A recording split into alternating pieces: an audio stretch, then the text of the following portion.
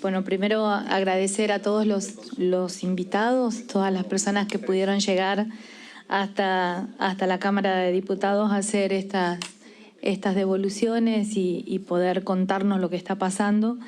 Compartimos mucho la inquietud que planteó la señora senadora respecto de la problemática laboral y de la rigidez de la ley de contrato de trabajo respecto a la contratación laboral en las economías regionales. Y realmente que comparto, vengo de un lugar de una zona de la provincia de Entre Ríos donde nosotros vivimos de las economías regionales y realmente comparto la importancia que tienen ellos, sobre todo para el arraigo local, el arraigo que tienen en cada una de nuestras localidades, cómo está vinculada esa economía regional con todos los sectores, tanto comerciales como industriales de cada una de las zonas, y la importancia, y viendo los datos duros de la importancia que están teniendo la exportación de los productos de economías regionales, mi pregunta concreta es ¿por qué no se les puede otorgar a los productos que se exportan de las economías regionales? Hablamos de los productos citrícolas, de los yerbateros, de los olivos, de los forestos industriales y demás, la misma cotización del dólar que se le produce, o sea, que se está aplicando para la soja, porque termina siendo una situación de injusticia, porque también son productos que están, al ser exportados, están ingresando divisas a nuestro país, y en esta situación me parece que es una situación de injusticia que tengamos el dólar soja, pero los otros productores que también están exportando y que también están llegando divisas a nuestro país, que lo necesita, no tengan la misma situación. Gracias. Siguiente. Hay que tener en cuenta la excepcionalidad de esta medida. Y esa excepcionalidad de esta medida se circunscribe en un proceso largo. En ese proceso largo que puede explicar por qué llegamos a esa excepcionalidad, a la necesidad de esa excepcionalidad del dólar soja, seguramente usted, diputada, tendrá legítimamente una explicación. Y yo tendré otra explicación de cómo llegamos ahí y por qué se tuvo que tomar esa medida. Lo cierto es que cada uno tendrá su postura y sus miradas de lo que pasó en los últimos años en la Argentina, que explica ese proceso y lo que apareció en ese proceso. Lo cierto es que podemos compartir más allá esa posible diferencia, y no es mi ánimo abrir ese debate. Lo cierto es que podemos compartir esto, la excepcionalidad de la medida.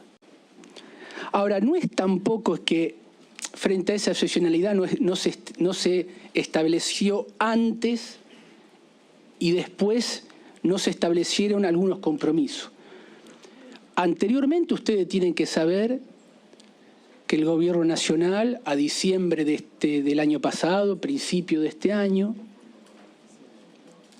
eliminó las retenciones o los derechos de exportación de casi todas las economías regionales.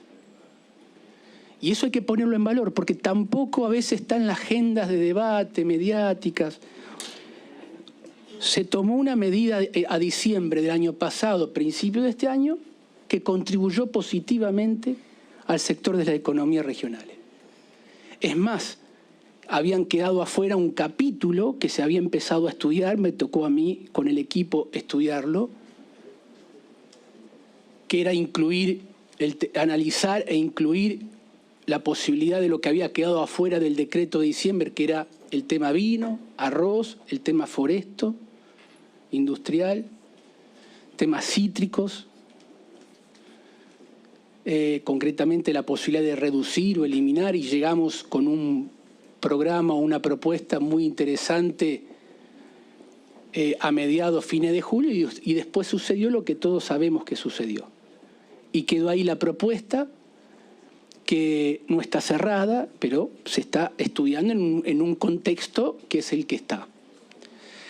Pero fíjese que con un costo fiscal que habíamos sacado, que creo que posiblemente se pueda aguantar tranquilamente. Ahí hay que ver cómo hacemos que esas eliminaciones de retenciones, tanto la del decreto de diciembre como la que nosotros veníamos estudiando hasta julio para incorporar lo que había quedado afuera en esos productos y otros menores, le llegue al productor, porque la problemática que tenemos también, ligado a lo que planteó aquí el diputado nacional, es cómo hacemos que esos beneficios que se logran para economía regional y no se lo quede el sector industrial y el productor mire desde afuera. Es todo un desafío nuestro de encontrar herramientas para que eso no ocurra, pero hay que ponerlo en la mesa.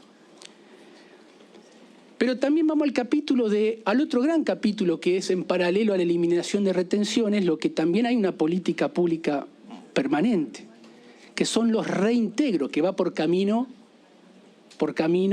paralelo al de reducción y eliminación de retenciones para economías regionales. Ustedes saben que en reintegro nosotros tenemos, permítame, diputada, citarles algunos datos, o al presidente, como se dice, perdón, presidente, permítame.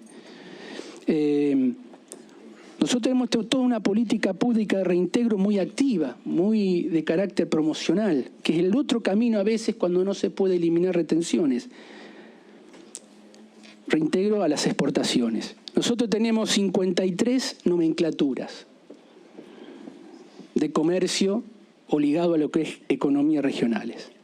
El rango de alícuotas van del 0 al 6 en todas o gran parte de las economías regionales de esos 53 capítulos, y cada capítulo abarca subcapítulo y derivado de uno y de otros. Con algunas excepciones, fíjese usted, para bien, para mayor. En lana, diferentes tipos de lana, tenemos en el capítulo 51 un reintegro del 8 que supera la media del 6.